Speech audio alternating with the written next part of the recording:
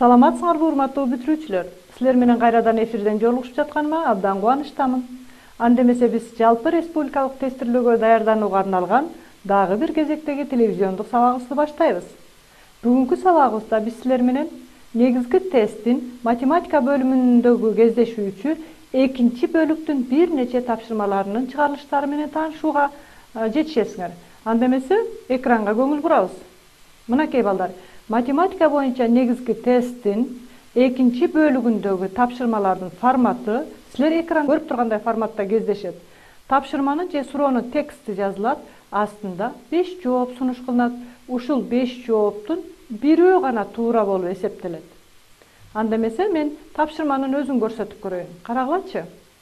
Эгер 3 удаалаш бүтүн оң сандардын суммасы 45 барабар болсо, ал сандардын эң кичинеси канчага барабар деген суроону көрүп турасыңар. Бул тапшырманы аткарыш үчүн мен силерге эки ыкманы колдонуп көрөйүн. Биринчи ыкмасына көңүл бурулачы. А дегенде удаалаш 3 бүтүн сандын биринчиси экинчисинен бирге кичине, ал эми үчүнчүсү экинчисинен бирге чоң экендигин эсиңерге салам. Ал үчүн мына жазып алалык. Биринчи сан, экинчи сан, үчүнчү сан дейли. Экинчи санды мен x деп белгилейин. Биринчи сан экинчисинен бирге кичине. Бирге кичине болсо мен -1 деп жазып коеюн. Ал эми үчүнчүсү экинчисинен бирге чоң +1 деп жазып коеюн. Анда балдар, ушул 3 сандын суммасы тапшырманын шартында 45 барабар болсо деп берип атпайбы? 45 барабар болсо 3 сандын суммасы бир эле учурда -1ди бирди кемитип, бирди кошуп аткан болсок, анда x-тардын үчөөнүн суммасы 3x барабар 45 деп жазып алсаңар деле болмок. Башкача айтканда, экинчи санды табыш үчүн 45ти 3кө эле бөлүп койсоңор болот. Мынакей, экинчи сан 15 барабар экендиги келип чыкты, көрдүңөрбү? Эгерде экинчи сан 15 барабар болсо, биринчи сан андан бирге кичине эмес беле? Анда биринчи саныңар 14кө барабар экен. Бизде тапшырманын шартында суммасы 45 барабар болсо, ал сандардын эң кичинеси канчага барабар деген суроо туулган. Эң кичинеси 14кө барабар экен. Экинчи бир ыкмасын колдонуп көрөйүнчү. Карагыла. Биринчи санды x дейин. Экинчи сан x + 1 болсун. Үчүнчү сан x + 2 болсун.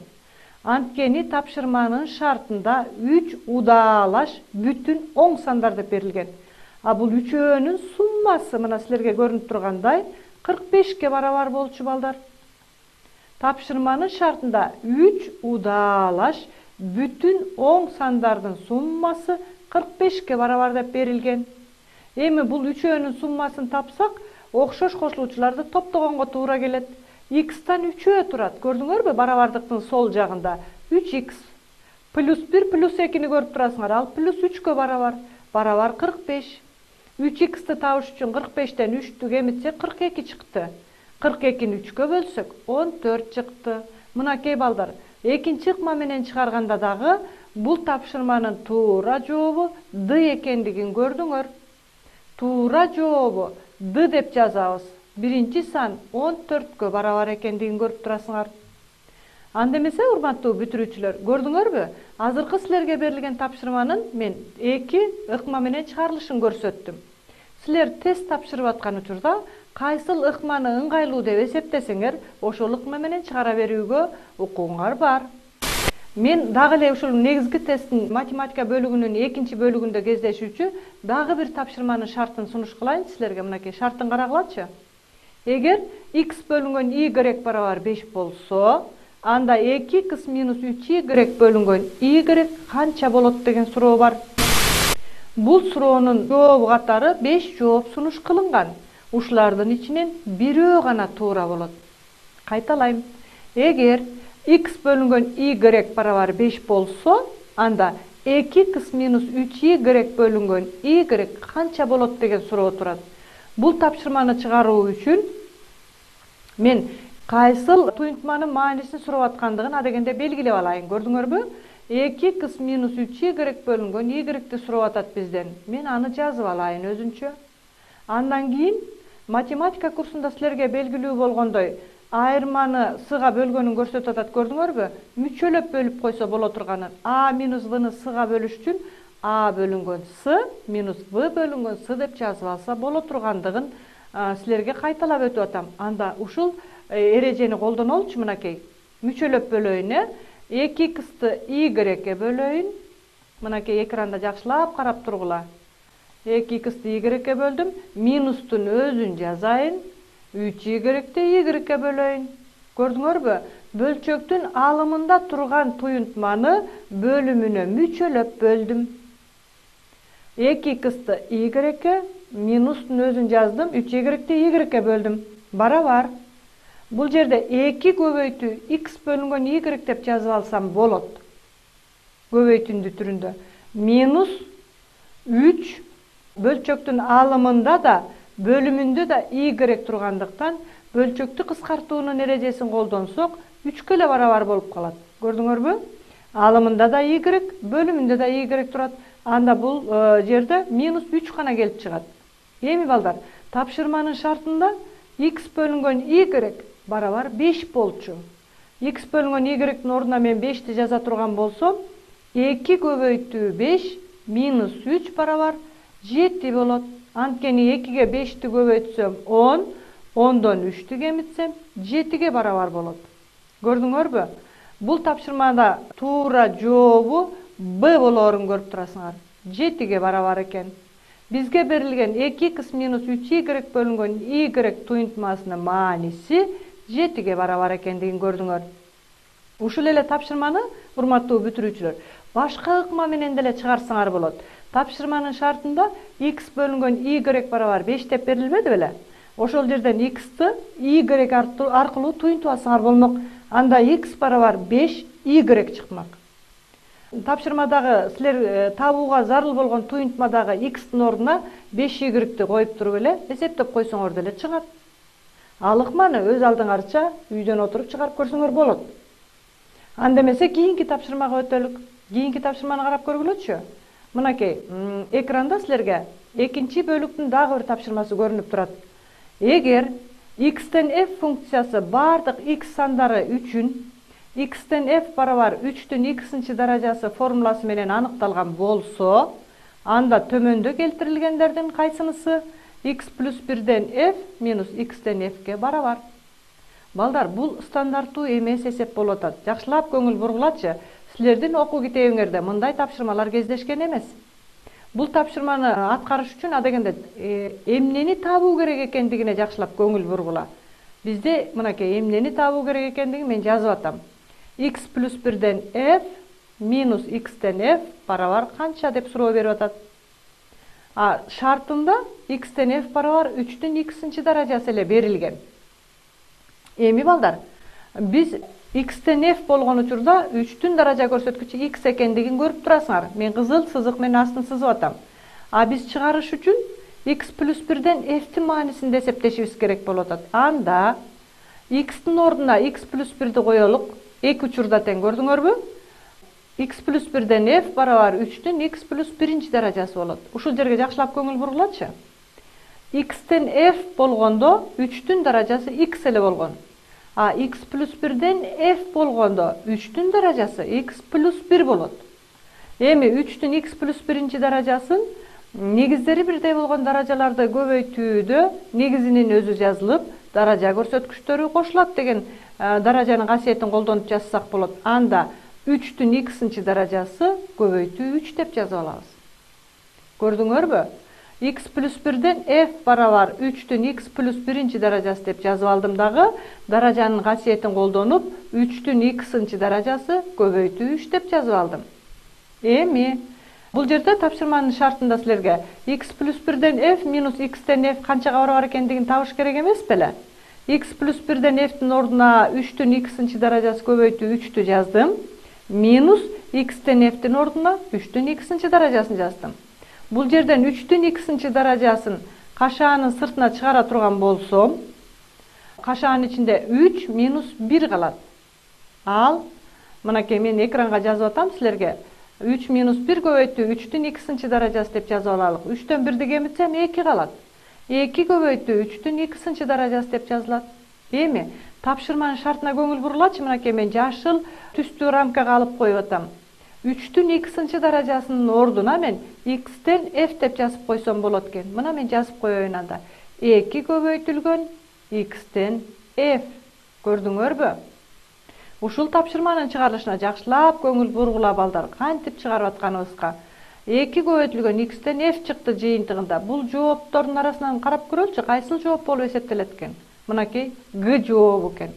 Анда бул тапшырманын туура жообу Г болуп эсептелет. Көрдүңөрбү? Бул берилген тапшырмада туура жообу Г экендигин көрдүңөр. Эми балдар, ушул сыяктуу тапшырмалар кездешкен учурда баардык учурда эле жыйынтыгында сан чыга бербесин көрдүңөр. Азыркы биздин тапшырманын жообунда 2 көбөйтүлгөн x'тен f чыкты. Демек тапшырманы аткарып аткан учурда жакшылап көңүл коюп карап көрүшүңөр керек экен. Эмнени сурап атат? Кантип тапсак ыңгайлуу болот? Анда эмесе келгиле, дагы бир тапшырманы карап көрөлүк. Мынакей экранда силер математика боюнча негизги тесттин 2-чи бөлүгүндө кездешүүчү дагы бир тапшырманы көрүп турасыңар. Мен анда силерге шарты менен тааныштырып көрөйүн. Радиусу 3 метр болгон тегерек формасындагы килем узундугу 10 метр жана туурасы 6 метр полдо тегиз жатат. Полдун аянтынын канча проценти килем менен капталган деген суроо турат. Астында 5 жооп сунуш кылынган. Бул тапшырманын чыгарылышын силерге экрандан көрсөтүп көрөйүн. Мынакей балдар. Тик бурчтуу формасындагы полду көрүп турасыңар. Полдун узуну 10 метр, туурасы 6 метр деп берилиптир шартында. Анда силер экранда көрүп турган полубуз тик бурчтук формасында болгондуктан, мунун аянтын табыш үчүн узунун туурасына көбөйтүп коюшубуз керек. Мынакей полдун аянты 60 метр квадрат экендигин таптык. Эми ушул полдун үстүндө, бетинде тегерек формасындагы килем жатат деп атат. Мынакей мен килемчени көрсөтөйүн силерге. Бул килем тегерек формасында экен дагы, радиусу 3 метр экен. Анда эми килемдин аянтын табалы.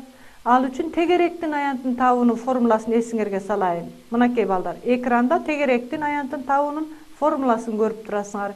S барабар π r квадрат. Пи турактуу сан, r тегеректин радиусу. Анда ордуна коюп эсептейличи. Килемдин аянтын эсептесек, пинин өзүн жаздым, радиустун ордуна 3-тү жаздым. 3-түн квадраты 9-ка барабар. Анда килемдин аянты 9 π метр квадрат экендиги келип чыкты.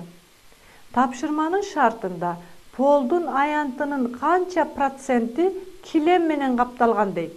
Анда бул суроого жооп бериш үчүн мына биз килемдин да аянтын таптык, полдун да аянтын таптык. Анда балдар, канча проценти килем менен капталганын табыш үчүн 9 пини 100гө көбөйтүп 60ка бөлүп койсок чыгат. 9 пини 100гө көбөйтүп 60ка бөлсөк 15 пи процент чыгат. Бул кайдан чыкты? 9 пини 100гө көбөйтүп 900 пини 60ка бөлсөңөр деле чыгат. Же дегенде кыскартып алып туруп ана көбөйтүп койсоңор деле чыгат. Мына биз издеп жаткан полдун аянтынын 15 пи проценти килем менен капталган. Туура жообу В болуп эсептелет экен. Мына мен туура жообунун жазылышын көрсөтөйүн. Көрдүңөрбү?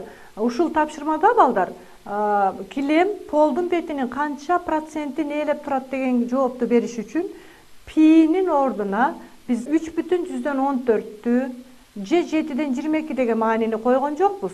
Байкадыңарбы? Жообунда пи боюнча эле жаздык. 15 пи процент.